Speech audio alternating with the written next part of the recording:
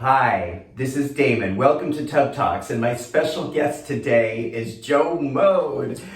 Joe Mode is a staple legend of New York nightlife, known for being the founder of Whale Worldwide, entertainment events, providing so much fun and entertainment and community over the last 15 years in New York City. And certainly the whole time I've been here, you have been a presence of someone who has been present and respected and really known for bringing together people in really fun community ways. So welcome to Tub Talks. Thank you. Thank you for having me. I'm so glad to have you here. Yes. So Joe, I'm beginning a lot of these interviews by a very simple question. I'm going to ask you first. Please tell me what you like most about your body. What I like most about my body? Yeah.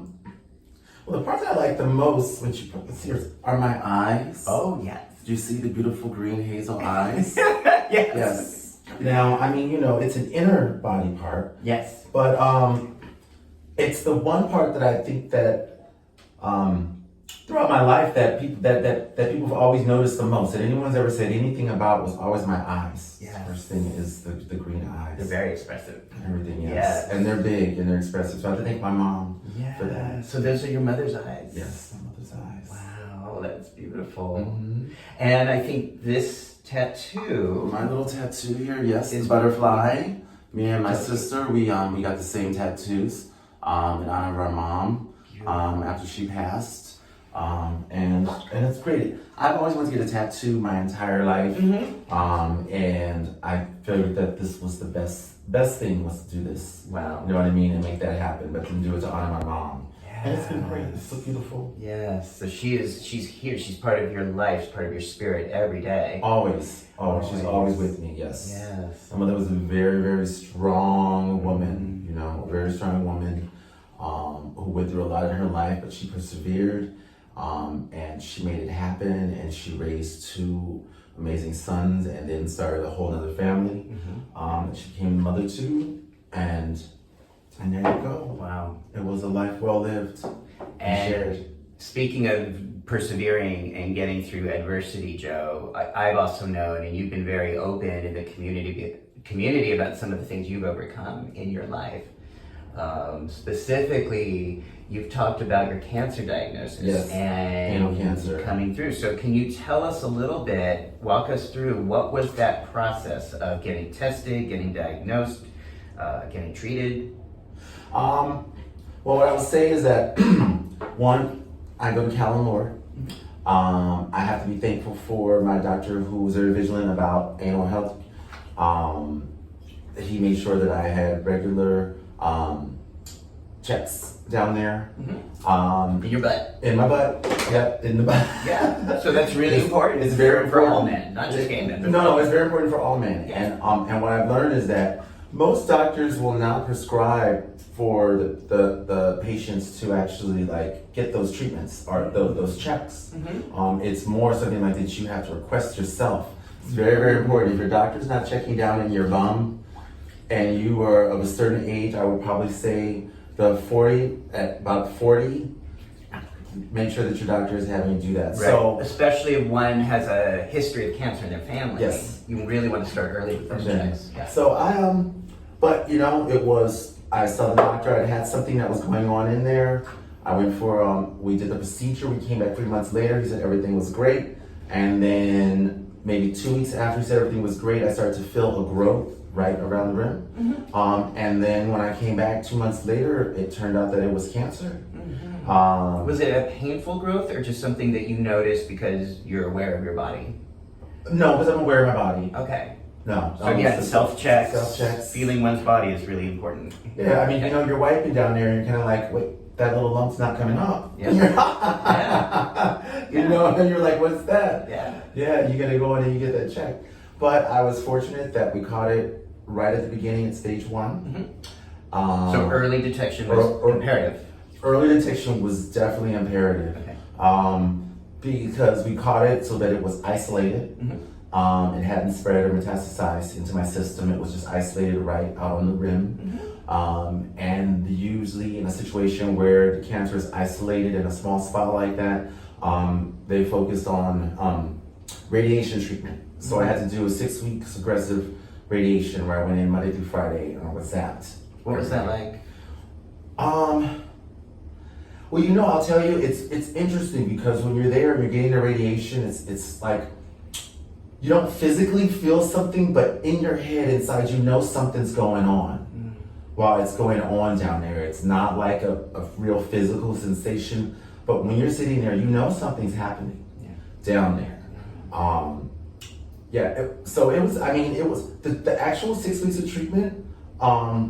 Wasn't that bad. It was the recovery. What was that like? The recovery. Okay, quick education on cancer. Yeah.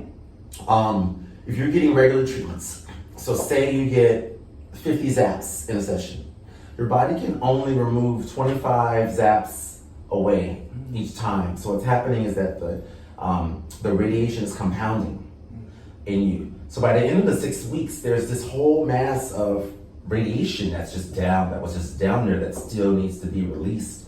And so I would have these moments every once a day. It would go for like 30 minutes to an hour, and I call it fire in the hole, where it just felt like a inferno, a furnace just went up in your ass. Wow.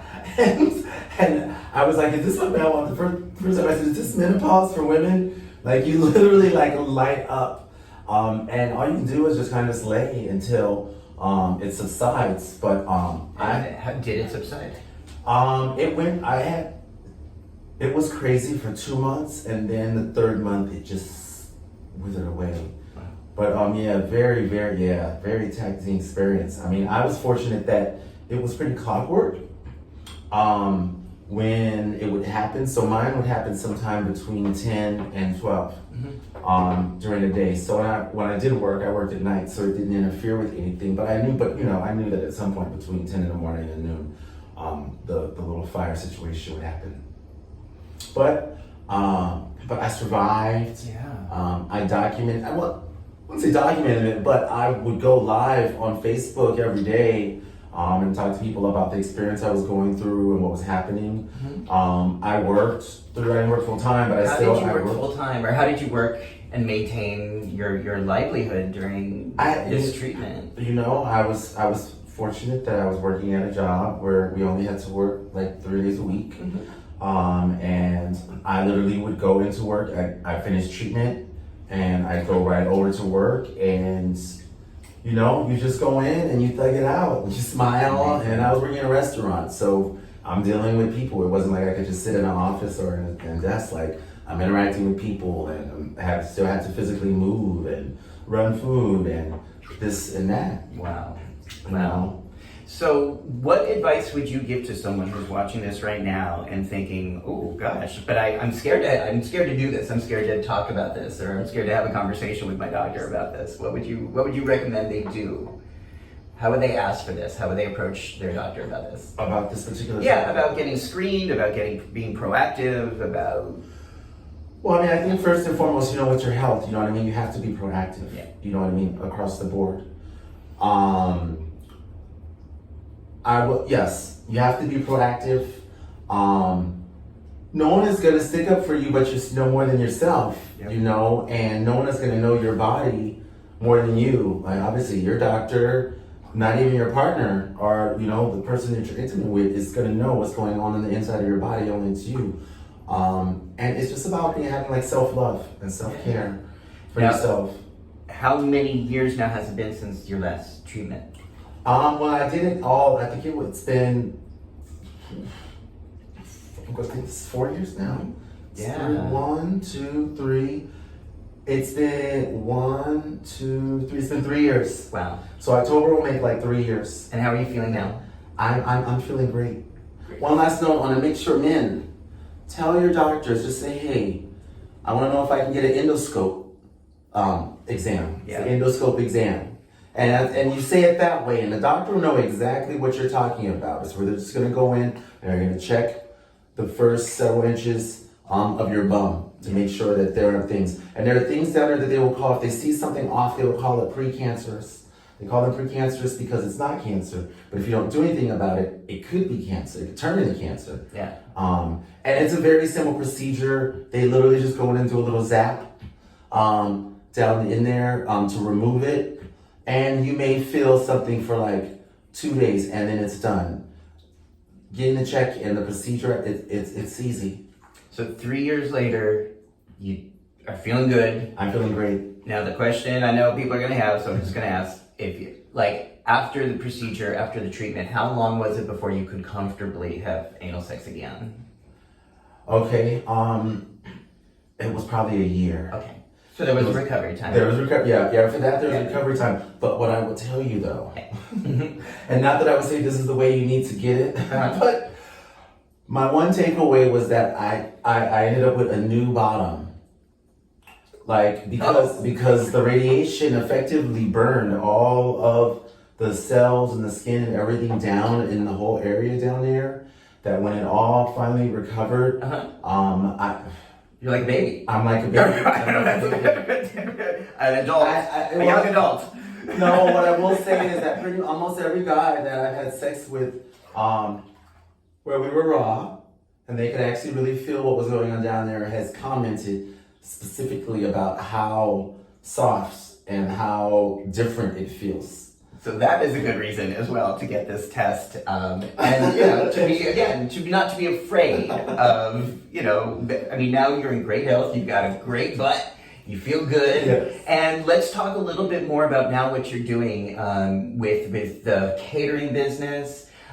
New York nightlife is coming back. Can you just tell us in a few minutes what the Joe Mode Show is about right now? Well, I chose to use the time of COVID to rebuild my company. Yeah. In that time, I started getting food clients, so I started doing meal plans. What is that, like, who are your food clients? What does that mean? Okay, so I have a client, gentleman, he has his own company, so he doesn't cook, he doesn't have time to cook, and he found that it was gonna save him money by getting a meal plan service as opposed to ordering out all the time. So I make all of his lunches and dinners. Great. For the week. He gets 3 drop-offs a week. I have another client that I do twice a week, and then this summer I started making these dinners, a Fire Island Feast, where I'm making dinners for 8. And can you tell them what some of the meals, what some of your specialties are? I go from everything from light and healthy to where it can be pan-seared chicken, roasted pork tenderloin, all the way to fried chicken and barbecue ribs, and everything in between. So I cover all bases across the board. I offer, I think, I've had some of it. It's really good. There's 10 different dinners and like 12 different sides that you can choose from for these meals. Outside of that, we've just started doing parties again, after work parties and events. My signature party is the In the Mix party. It is currently going to be on Wednesdays at the XOXO Lounge in Hell's Kitchen, NYC, on 46th Street, off 8th. But it's like a nightlife party, but it's after work. Okay. So I'm giving professionals a nightlife experience, but after work. I produce drag shows. And then I'm producing a musical short film. So that's the third aspect of my company, which is TV and film. And the fourth is inspiration. And creating things that will inspire people. So I've been working on something that you helped me come up with. The slogan, the title is called "You Can Get Up." It started out as it's like a COVID recovery program. It's a COVID personal recovery program. It's CPR. I like CPR. COVID, personal recovery program. And it's just I'm basically honestly going to take people through the process that I went through when COVID started and everything went crazy, of daily meditation, daily yoga, watching inspirationals. Lisa Nichols, who is very huge in the inspirational, motivational market, was doing a 30 Days of Possibility program. And so I started watching it every day, check in with her, and she was inspiring you and giving you tools that you needed to prepare you for kind of the work, the personal work, and just other work to be able to maintain and sustain yourself through this period that was happening. And it literally made all the difference in the world for me. Doing that, and then as I said, you know, when you're doing your gratitude journal every day, eating healthy, I have this healthy shake. So it's something getting you into a routine. You're getting inspiration. You're finding some self-depth, you know, with your motivation. It's an all-inclusive 30-day program. Great. That's happening. And we have in common, we just both turned 50. Yes. And I think a lot of your program encompasses so many of the lessons you've learned throughout so many parts of your life. Yeah. In COVID and even in the 50 years prior. Of course. That can really help people feel resilient. And the title, You Can Get Up, I think is just such a testament to you having been through many, many things we didn't even start to cover today, but obstacles you have overcome, ways you have been resilient, and really using that now to help other people find their path toward recovery, resilience, and really thriving at all stages of life. That's it. You know, we go through things. You know, we have waves and we go through things. And the reality is that it all comes down to you. It comes down to you and how you deal with it, how you work through it, and how you move forward from it. Most importantly, how you move forward from setbacks. Yes. And there are always going to be setbacks. It doesn't matter at any point in your life. You're always going to have a setback. Yeah. The point is just simply, if you can get yourself up, you can move forward. Yeah. That's it. That's why it says you can get up. And if you can get up, that means you can move forward. Yes. So links to your information is going to be at the bottom of this video if you're watching this on YouTube. But just for the viewers, how can people find you if they're listening to this? Where would people find more about your work and how to follow you?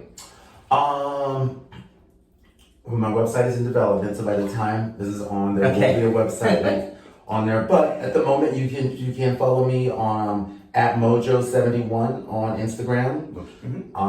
You can friend me on Facebook, Joemo, JoeMode. I'm a pretty open book. I mean, I share lots of things about my life on there and the stuff that I have going on and endeavors happening. And those would be the two best methods. Or you can look for Just Like Home Cooking / Daddy Mac and Cheese on Facebook or Way Out Worldwide.